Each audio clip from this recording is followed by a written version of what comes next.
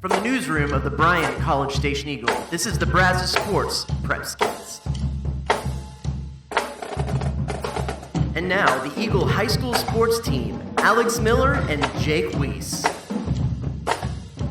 What's up, y'all? You're listening to the Brazos Sports Prepscast. I'm Alex Miller from the Eagle, joined always by Jake Weiss, the Eagles high school sports reporter. Jake, you didn't get lost last week, I hope, right? Yeah, no. Just down the road. Another game at Merrill Green, so it's a straight shot, basically. Did you get Canes? No, I did not. Where did I go this week? Oh, you know what? No, somebody graciously, there was nachos. They had crockpot nachos. Dude, they had nachos at the Temple Press Box. Did you get some? Temple Press Box was nice. Did you get some? Yes, I did. What'd you put on there? Just the standard cheese and chili. All right, there you go. Yeah. So, well, hey, week 4 of the Texas high school football season. Non-district play is wrapping up. We're inching closer and closer. We're inching closer and closer to the games that really count. But still got some big games this week. We'll break it all down. We'll be joined later by KBTX's Morgan Weaver talking a little Franklin football. They put their 35-game win streak, that's a lot of wins, Jake, against Jasper this week at home. Well, hey, let's do a little rewind and preview at the same time. Let's start with the Bryan Vikings. You know, a tough loss for them last week against Brenham. Jake, you were there. What'd you see from good old Bryan? Yeah, so I'll just kind of go over quick what I saw from Brenham too. Got to first say, man, Brenham, I hadn't seen them in action. Man, they're fast. They got a real fast backfield. Quarterback, running back. They use kind of two running backs. Brenham rushed for about 37 times as a team, 247 yards. All 4 of their touchdowns came on the ground. They like to run the ball. I didn't really know going in. I know it was a new quarterback for them, so I was kind of curious. I hadn't seen him in action. I was like, what's the new offense going to look like? They're fast, man. And kind of similar note, kind of looking at Bryan, Coach Tullis talked about, hey, something we just kind of got to work on is, kind of tackling a little bit. There was a couple times where there'd be some collisions, but just wouldn't really wrap up, and Brenham was able to kind of get out of that and pick up a couple more yards. And credit to Bryan. I mean, you might look at the score and you might see, Bryan lost by 10. It wasn't that close. Well, it kind of tells a little bit of a different story. With about 3 minutes to go, Bryan kicked the field goal to cut it to 10. And then, on a 4th down, is that right? Yeah, that's right. I was trying to think in my head, do the math in my head. But yeah, so then Bryan tried to stop him on 4th and 1. Credit to Brenham, they went for it in their own territory with about 2-ish minutes to go. Coach Young's rolling the dice. Yeah, really, and they picked it up and were able to kneel out the clock. But there's a part of me that's kind of like, okay, well, what would have happened if it was not a 10-point lead. It was a 31-24. Yeah, I thought it was a 7-point game. Yeah, it was. Brenham scored 10 points in the 4th. That was what I was thinking. Gotcha. Sorry for the confusion there, but if Bryan could have picked that up, I mean, they would have gotten the ball with about a minute to go and deep in Brenham territory. Might be talking about a different game. So really, like I said, credit to Bryan there. Kind of looks can be deceiving. They kept it close there. Brenham rolled the dice and got it. But hey, another thing about Bryan I want to touch on real quick. They had Cason Bird back. They had Cason Bird back, quarterback. Pretty solid game from him. 9 for 13, 190 or let me see here what I got down. 185 yards and 3 passing touchdowns. 2 to Terrence Lewis, 1 to Tyson Turner. Got him back in the game. He tied it up 21-21 in the 3rd quarter. Brenham just kind of pulled away there in the 4th. Yeah, Burnham's got a couple of impressive wins in non-district play now. When you think about going on the road at Bryan, they got a win over Oak Ridge to start the season. Yeah, 2 6 days. Yeah, I mean, the Cubs got a nice little resume. I know they wanted that one back from Belton, but off to a pretty decent start in year 2 under Danny Youngs. For the Vikings, they're going to face Richmond Randall on Thursday night game. And look, Randall, they haven't played world beaters, let's be honest, but they've absolutely dominated those 3 games. I mean, they haven't allowed a point all season, which is kind of nuts when you think about it. Yeah, no, it is. So, I think this is going to be another, pretty stiff test for the Vikings. I'm willing to bet that Brian breaks that shutout streak. But, if you're Brian, I mean, I don't think this is a game you can waltz into necessarily and expect to just win, right? Yeah, and I think, too, another thing for them, and we talked about this last week with our 3 games, or I touched on it. I think we both did, though. I mean, too, for Brian, there's just, you want to take another step forward right before district. Even if you don't come away with the win, like you said at the start of the show, we're inching closer to the games that matter. So, you don't want to go into a game saying, well, this game doesn't matter. Let's just roll the dice and see what happens. But, if you can come away with this with some more positive momentum, feeling good about district, Brian, they're in a good spot, I think. Yeah, I mean, if Brian wins, that'll be a huge boost going into district play, and I'm pretty sure they open with Temple, if I'm not mistaken. Yeah, I believe so. So, speaking of Temple, the team that took it to Temple last week was College Station, and, I don't know if the Cougars necessarily needed to, go out and prove a point, but they kind of did, I think. They put up 60 points on the road against Temple. I don't think there's probably many teams that have done that, and it was a pretty convincing victory for them on Friday. So I got to ask, Alex, you already mentioned about the press box nachos. So I want a little bit more on not obviously just the press box nachos, but what did you see from the Cougars? Well, Friday? My big question going into the game was, we knew Aiden Martinez-Brown wasn't going to be able to play on Thursday. So going into the game, we knew he wasn't going to be able to go. I was curious what they were going to do, and I mean, the first quarter was the Wilson Stapp show. I mean, he had 3 touchdowns right out the gate, 2 rushing scores that were pretty long, a touchdown pass on a swing route from Arrington Maiden, who, by the way, continues to look really good.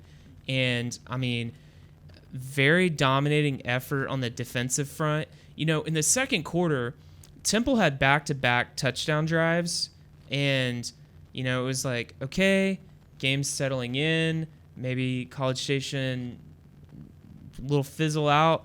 No, that didn't happen at all. I mean, they just took it to him. They had a defensive touchdown. They had a special teams touchdown on a blocked punt that they recovered in the end zone. Or I think the ball went over the punter's head. And, I think that, if you're College Station, you go and beat Temple by 38 at their own place, you got to feel pretty good about yourself. Yeah. So, hey, A&M Consolidated, man, we when we talked last week, we knew that this was going to be a tough game for the Tigers, and it was. I mean, they lost a battle against Lufkin, and it just seemed like, just from reading the box score and the story that, Notre Dame running back commit Kedron Young, he was just too much to handle. It looked like he had about 150 rushing yards and 2 touchdowns in the fourth quarter. I think he had one that went for 91 and just really helped the Panthers pull off that comeback win. I kind of hate to maybe rub a little salt in the wound, but I feel like if you're the Tigers, you got to be pretty happy he's a senior and graduating. Because I remember last year he ran, I think for a 99-yard touchdown against the at Tigerland Stadium. Yeah. So those you'll be glad you don't have to go up against him or Lufkin. Well, especially him, but I don't know what next year's schedule's looking like. But if they play Lufkin again, point is, I'm sure they're going to be glad he's not there anymore.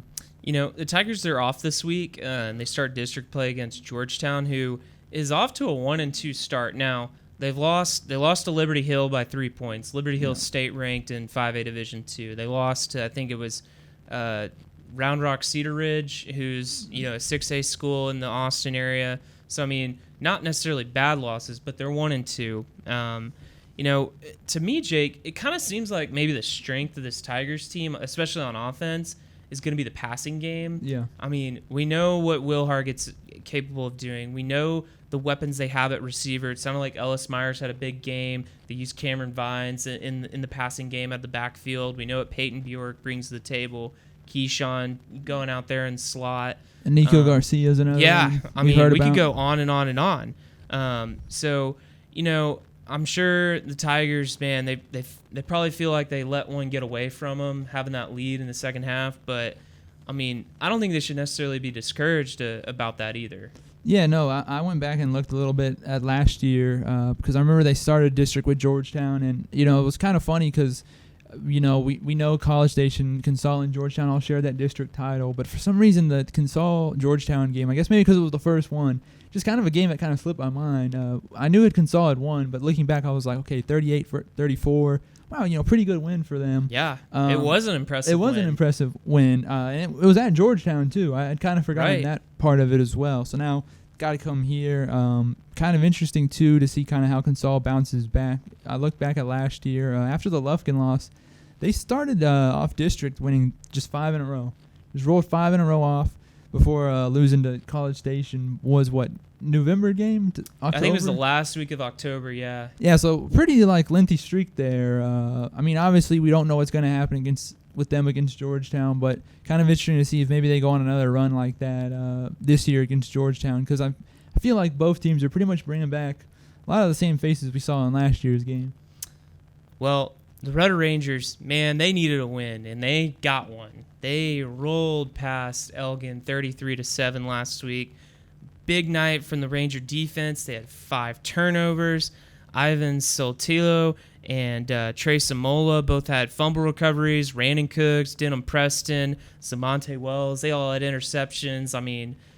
It was a good night for that Ranger defense, Jake. Yeah, I know. We talk about how improved they are, and they put their money where their mouth is on last week. Yeah, you're going to be at Friday's game. They're hosting Colleen Chaparral. This is their last non-district game before, their district could. There's some spots to be had. It looks like Huntsville's pretty good. Yeah, looks like Lake Creek's going to be pretty good again. Looks like Brenham's off to a good start, but that 4th playoff spot, man, it might be up for grabs. So, what are you looking to see from Rudder this week before they head into district play? Yeah, so I covered this game last year, Rudder and Colleen Chaparral. Kind of had forgotten, kind of similar, I kind of forgot this too, but Colleen runs the slot T. Yeah. Which, you don't really see that a lot at this level. Luckily enough, I was able to go by yesterday working on a story about Ryan Campbell, senior quarterback for the Rangers. And so one of the things we talked about was the defensive side of the ball, obviously. And I just said, hey, man, what's the big focus for you guys this week? And he put it simply, tackle, tackle, tackle. They able to stop this run attack for Colleen. They should be in good shape because, when you run that slot T, you're not passing the ball much. So if they can slow it down, last year I think they beat Colleen 44-14. If they can do that again, man, you've got some good momentum going into district. That's 2 wins in a row. You go on a win streak. I think they start district with Lamar Consolidated. Yeah, I think so. And that was a pretty close game last year. I want to say Rudder lost in overtime. Yeah, that's going to be a game that you think the Rangers, they need to come out on top of if they want to be in the playoff hunt come late October, early November. But I think, if you pick up a win this week, you're at home. I think they'd have 2 games in a row because I want to say the Lamar Consolidated game last year was away. Mm-hmm. So you're back at home again. You're going to be in front of the home crowd 2 weeks in a row. You have some serious momentum if you can win this week, but it starts with the defense. But, hey, if they can do what they did against Elgin, maybe not 5 turnovers, but let's just say 1 or 2, you have a pretty good shot, I think. Well, hey, how about that back-and-forth thriller between St. Joe's and Allen? When we were doing our picks last week, I was just like, gosh, I don't know who to pick. And I went with Allen Academy. I was wrong. I think you went with St. Joe's. You were right. I was sweating it, though. Hey, Mark Mishler, man, kid's a baller. And that Eagle defense, they stood up late. Kudos to Coach Castilleja's team. They really held their own at the end to pull off that win. Yeah, they got the turnover on downs, and the Eagles came away with the win. I got to say, though, you talk about your pick. I got to say, I don't feel too bad because I was following along with a couple updates on Twitter throughout the game, and at one point my service was kind of slow, and there was about a 10-minute gap where I didn't have any updates, and there was maybe 8 or 9 minutes left in the game, and I was just sitting there thinking, do I really want to know the score when I get service back? I think I don't know what's going to happen. Yeah, last week's slate of games was really hard to pick. Mm-hmm. One that was not that hard was Brazos Christian, and the Eagles, they put up a 50-burger on offense and got shutout donuts on defense in a pretty dominant win over the Village. Man, you're making me hungry now. Like, I'm gonna have to go get a snack after this. You need to go get a 40-piece at McDonald's. Something, yeah. Something from Mickey D's. No, yeah. Big win for Brazos Christian. We've talked about them all kind of way back in the preseason. We've been talking about them, and they keep kind of just, demonstrating what we've been talking about. Well, hey, I think that will do it for this segment of the podcast. Coming up next, Morgan Weaver. She's talking Franklin Lions.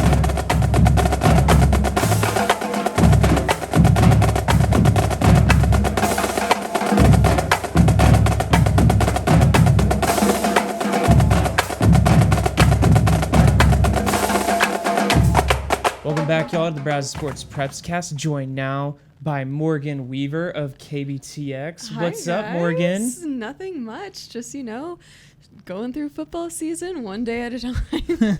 Well, I think if there's one team that you are an expert on in the Brazos Valley, it is none other than the two-time defending state champions, the Franklin Lions. Am I right? You're absolutely right. They have not lost a game since I have been in the Brazos Valley. So over 2 years without a loss. I think I've been there for majority of the 35 wins in a row. So it's been fun. I love covering Franklin. What is your favorite thing about Mark Fannin? Oh my gosh, Mark's a sweetheart. He lets me edit in his office. He's super open. I think he's a great coach. I might be a little biased. All the kids seem to love him.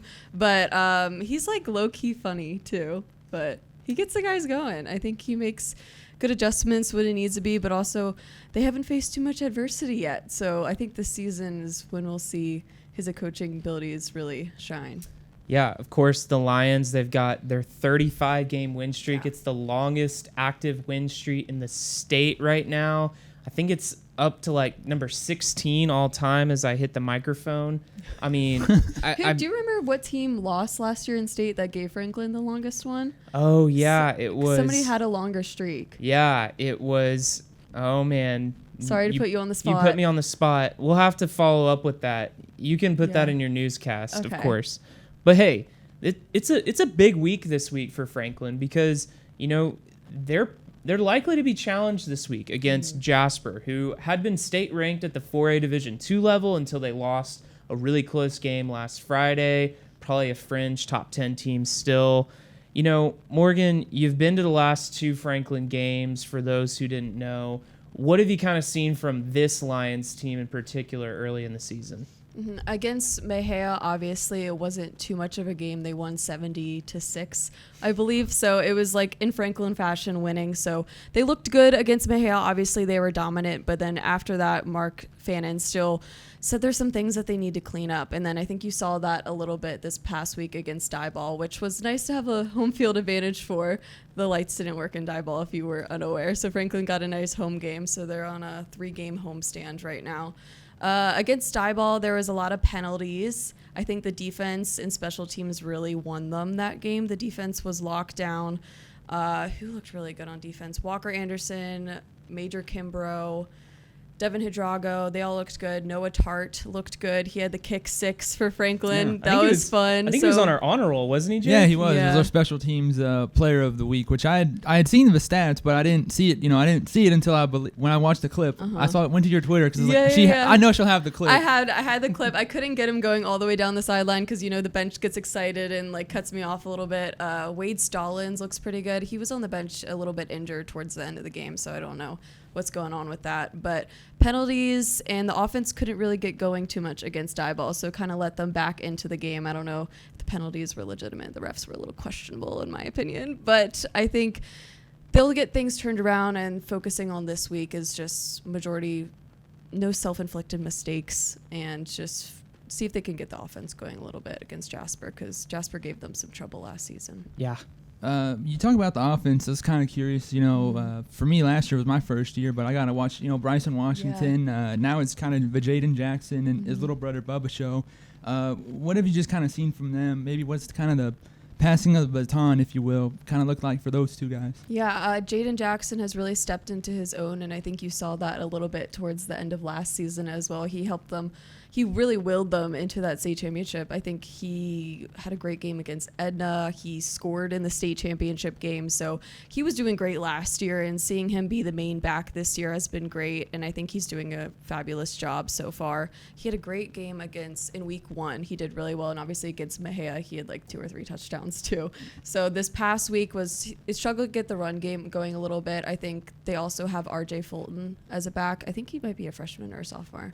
I don't know exactly how old he is, but Bubba scored this past weekend. So the backs are still Franklin. So they're doing well, I think. This is a very veteran Franklin team. I mean, that was a big storyline going into the season.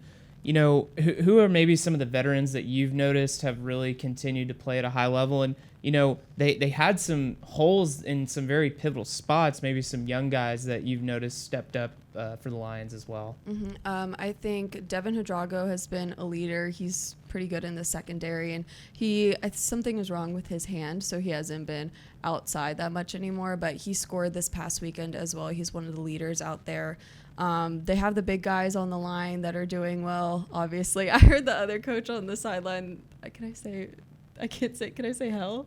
I mean, yeah. The offense, I didn't know. The offensive line, the defensive line for Dieball, the head coach was like, I told y'all it was going to be hell. And he's like, keep going through it. So, I mean, they have like 20 seniors or something like that. So, yeah. Very big leadership roles. I think I mentioned earlier Walker Anderson. He's been pretty good as well. He scored against Mejia too. He's running back from them, and I think he plays maybe in the secondary somewhere as well. So he's one of the freshmen that I've seen been doing well so far this season. But yeah, tons of leaders, and I think just all that experience helps them even more because they have the talent, but having the experience back is really great for them because these guys haven't lost. They don't know what it feels like to lose. So every time they step onto the field, winning is the expectation. And I was kind of curious too, with Jasper coming in this week. I don't want to put you on the spot. We're not going to make you give a score prediction or anything. But what do you just think will be some of the big keys for Franklin against Jasper, or maybe just what do you think will be the biggest key for Franklin? I think for Franklin, the biggest key is to limit the turnovers, limit the mistakes, limit the penalties, just because all those self-inflicted things just keep them from being them. And once they get the offense going, the defense is fine, in my opinion. I think they won, like I said, they won them the game last week. So just limiting mistakes and get the offense going a little bit more. I'm really curious to see how this Jaden Jackson matchup against Ty Anthony Smith, the linebacker committed to A&M, is going to look. I didn't know they had an A&M commitment. Yeah. I'm pretty sure. Now I'm second guessing myself. Sorry, don't second guess yourself. I have no idea. Now I have to look this up. Now I don't have the I'm Jasper freaking scouting out. report. Here's one more question for you, Morgan. As Franklin goes through this, really, I think this district's pretty good when you look at it. Who do you think are maybe some of the challengers in this district? And maybe, as Franklin gets to the postseason in the region as well, I mean, I'm just going to name one. Columbus, of course, who they played in the region final last year. They're up to like number 2. Yeah, Ty Anthony Smith, Jasper. I was like, I don't know why I'm second guessing myself, but I did. But yeah.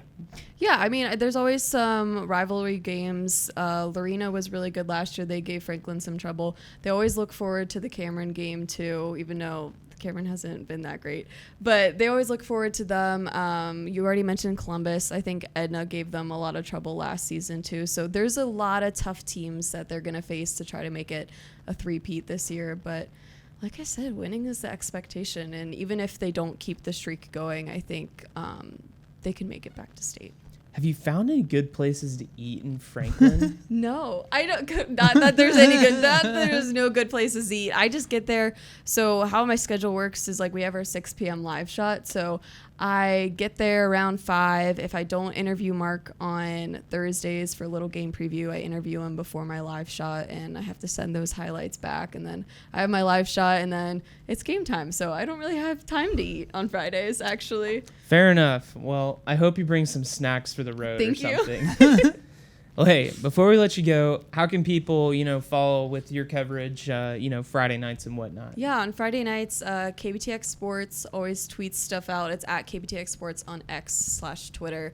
My Twitter handle, I always tweet what's going on during the game. At least give score updates when I can. It's _Weaver_ on Twitter. So yeah. Sweet.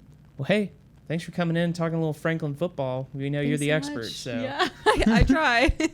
All right. Hey, thanks for tuning in this week to the Brazos Sports Prepscast. Be sure to check theeagle.com for all of our coverage on Friday night's games and Thursday, I guess, this week. Yeah, Brian's got a Thursday game. Brian's got a Thursday game. It's that time of year. So, hey, thanks for tuning in. We'll see you next week.